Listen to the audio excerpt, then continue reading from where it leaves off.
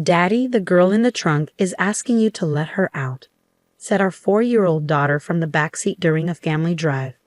My husband's face went pale as he glanced at her through the rearview mirror, clearly alarmed. Whether he was pretending not to understand or genuinely confused, his frightened expression was unmistakable. "That's a scary thing to say, Sophia. You shouldn't make up stories like that," he replied, attempting to dismiss her words. From the passenger seat, I shot him a sharp glare. "Should we stop at the rest area?" I suggested, my voice laced with suspicion. We'd been married for 5 years, and I'd always supported him through his demanding work schedule. But now, our daughter's unsettling remark threatened to expose a hidden truth. "I am Charlotte Clark. I married my husband Freddie when I was 27, and he is 4 years my senior.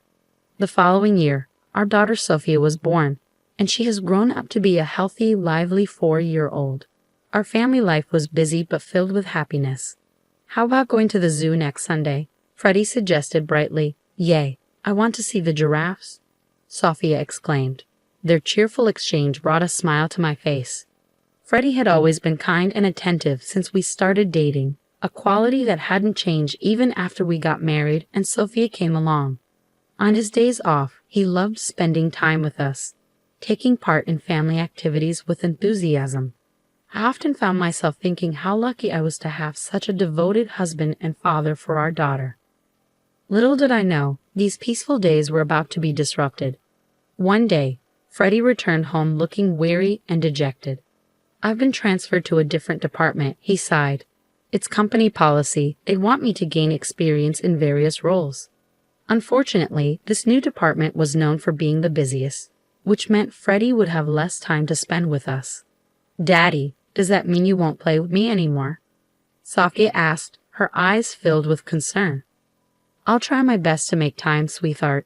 We'll go to the zoo again soon," he'd assured her, stroking her hair gently. Watching them, I felt a pang of sadness. The thought of losing our precious family time was disheartening. But I knew Freddie was the one facing the biggest challenge, adjusting to his new responsibilities. "Please don't overwork yourself," I urged him. Freddie had a tendency to throw himself completely into his work, and I worried about him burning out. Unfortunately, my fears soon proved valid. For the first few weeks, Freddie managed to juggle his work commitments while still spending time with us. But about a month later, his time at home diminished drastically. He began working late into the night, often missing Sophia's bedtime, and started attending more client dinners and events, even on weekends. "Hey, can you take a day off next Sunday? Sophia misses you, and you've been working too hard lately," I pleaded one evening. "Who do you think I'm doing all this for?" he snapped, irritation creeping into his voice. "Do you want me to skip meetings and risk getting fired?" "That's not what I meant," I replied, feeling defensive. "I'm just worried about you." "That's none of your business," he retorted. "Just make sure you have money ready for next week's client dinner." Freddie's mounting stress made him irritable, and he started taking out his frustrations on me. His spending also increased significantly, justified as necessary for client entertainment, but it was beginning to strain our finances. I knew his previous kindness, and seeing this change in him was disheartening. I was more worried than frustrated about Freddie's current tense demeanor. I really needed to find a way to get him to take a break before he collapsed from overwork. 6 months had passed since his transfer, and my husband had reached a point where he was coming home mostly just to sleep. Sophia, feeling lonely because she rarely saw him, started wearing a sad expression more often. I knew things couldn't go on like this, so I began searching for a way to get him to take a break.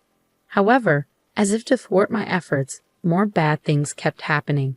My mother, who had been suffering from an illness for several years, suddenly passed away in the hospital. "No, Mom," I cried.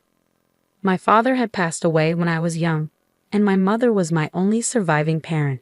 I didn't even get to have a proper conversation with her before she passed away. When I heard the news at home, I was so shocked I couldn't move for a while. Yet Freddie's response to the news was unbelievably cold. "Do I have to go to the funeral too?" he asked indifferently. His attitude shocked me, and I widened my eyes in disbelief. While Freddie's relationship with my mother may have been somewhat distant, she was still family. Despite this, he showed no sadness or comfort, merely complaining about having to attend the funeral. "What are you saying?" Of course you have to. It's a family funeral, I exclaimed. Don't get mad at me. Oh, why does this have to happen now? I had plans, he retorted. Despite my reprimand, Freddie showed no signs of remorse. I was left in shock.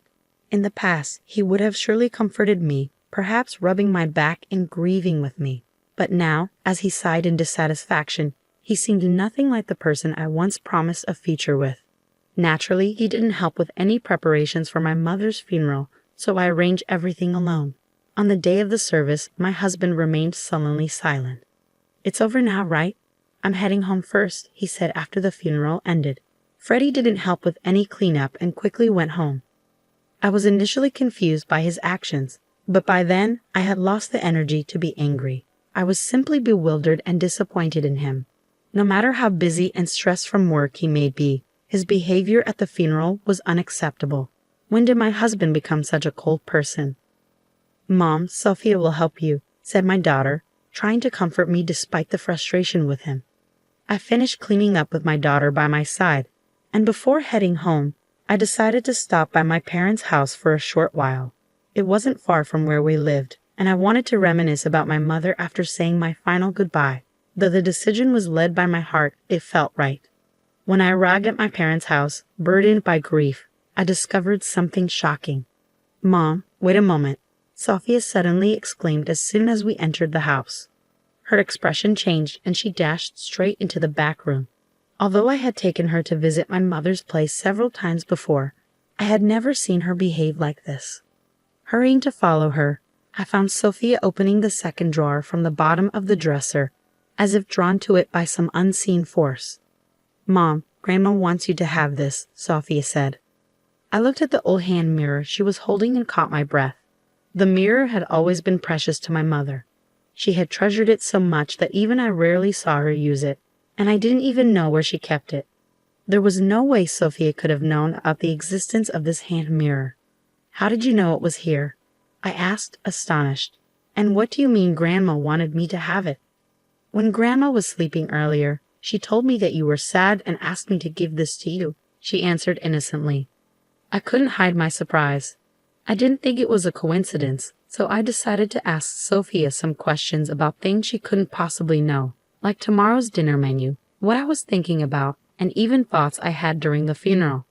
To my astonishment, she answered every question accurately. I wasn't sure how long she had had it, but it seemed my daughter possessed a mysterious ability to know what people were thinking. Wow, that's amazing, Sophia. You know everything, I said, stroking her head and feeling bewildered. I had always thought mysterious abilities were just fantasy, but I never imagined she actually had such a gift. Sophia put her hand on her hip and showed a proud look on her face. That's right, Sophia knows about Dad too. What do you mean? I asked. What she told me was incredible and unforgivable. A few weeks after my mother's funeral, I casually mentioned my plans to Freddie one morning as he was about to leave for work. By the way, I'm visiting my friend with Sophia next Sunday. Freddie abruptly stopped and frowned, looking genuinely troubled. Really? Oh no, I'm off that day. That's too bad. Feeling the artificiality in his voice, I smiled quietly to myself. Now that I knew the truth, I realized there was no love left for Freddie inside me. On that Sunday, I left home with Sophia, killed about an hour, and then returned.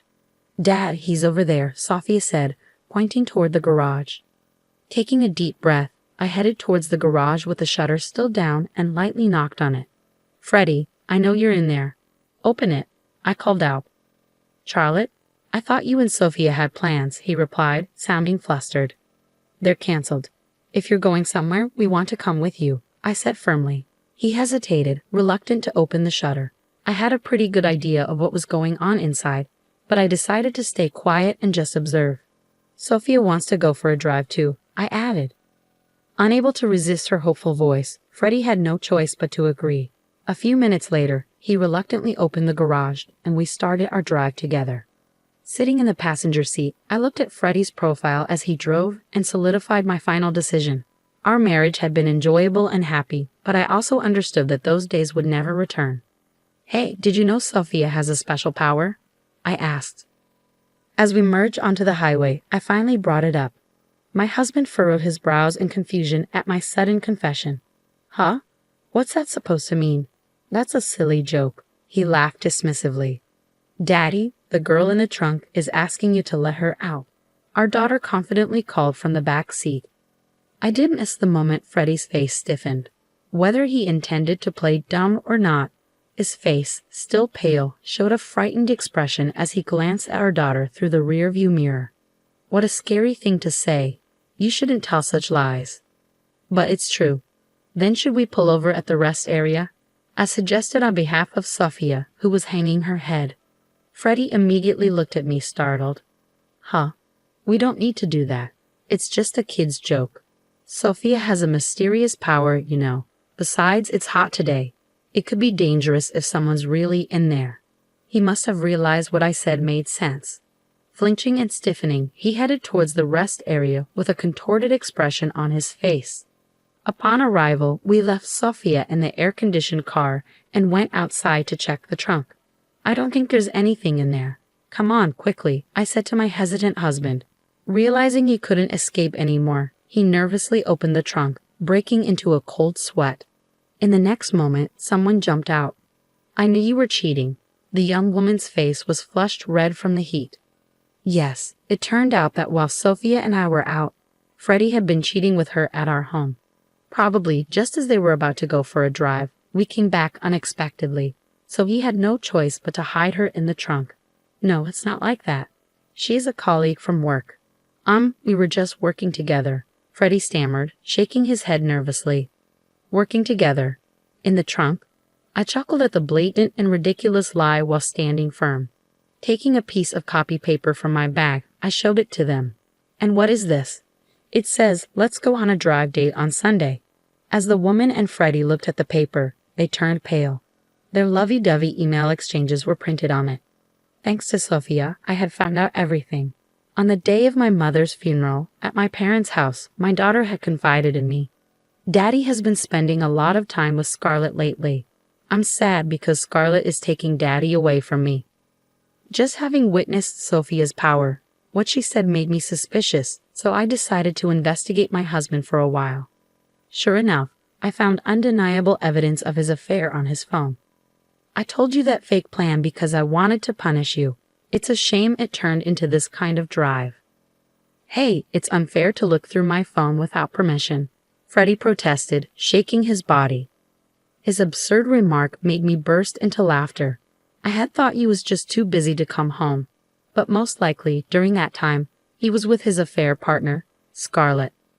He probably used the expenses for dates with her.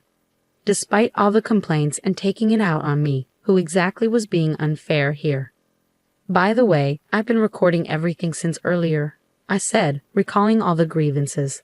I took out my phone from my breast pocket. I expected this would happen, so I secretly pressed the record button to capture evidence since we got into the car. And the evidence I've gathered isn't just messages and this video. I didn't tell you, but I also had hidden cameras in the house and garage. Scarlett, I know everything about you too. Under my successive attacks, they both turned white as sheets. I was furious with Freddie, but I couldn't forgive Scarlett either. So I thoroughly investigated and managed to identify her. She was a 25-year-old new employee who had become his colleague in the new department. From reading the messages, it seemed she was aware of my existence yet still engaged in the affair, making her equally guilty. Oh, sorry, Charlotte, Freddie whimpered, probably not expecting to be cornered so perfectly. Feeling disdain for Freddie as he pleaded in a voice I had never heard before, I glared at both of them with all my anger. I won't forgive either of you. Prepare yourselves for alimony. Upon hearing my firm words, perhaps realizing their fate, both of them collapsed to their knees. Afterwards, I divorced Freddie. The fact that I had recorded the scene and gathered all the evidence paid off, and they were ordered to pay $300,000 in compensation. I was also able to claim $500 a month in child support from my husband.